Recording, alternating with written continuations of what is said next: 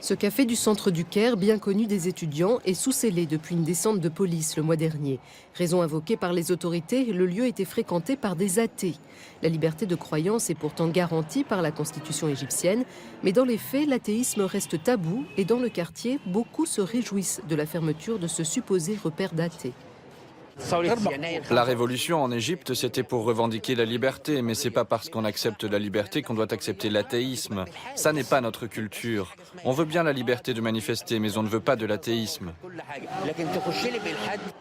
À la faveur de la révolution, la parole s'est libérée, sur les réseaux sociaux surtout, mais aussi à la télévision, comme lors de ce débat entre un cheikh et un ancien salafiste devenu athée.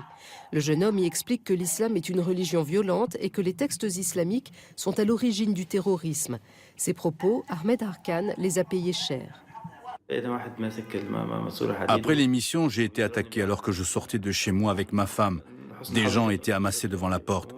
L'un d'entre eux tenait un tuyau métallique et m'a frappé sur la tête. Heureusement, le poste de police n'était pas loin. Mais ce n'était pas tellement heureux parce que les policiers, au lieu de recevoir notre plainte, nous ont frappés aussi. Depuis son agression, Ahmed a dû déménager plusieurs fois et a été licencié. Mais il a décidé de poursuivre son combat, malgré les menaces continues. En communiquant sur les réseaux sociaux, on s'est rendu compte qu'on était nombreux. Pas de statistiques précises à cause du terrorisme de la société contre ceux qui critiquent les religions.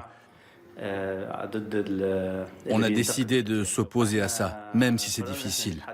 Ahmed n'a pas été poursuivi en justice, mais un étudiant moins chanceux vient d'être condamné à 3 ans de prison pour insulte à l'islam.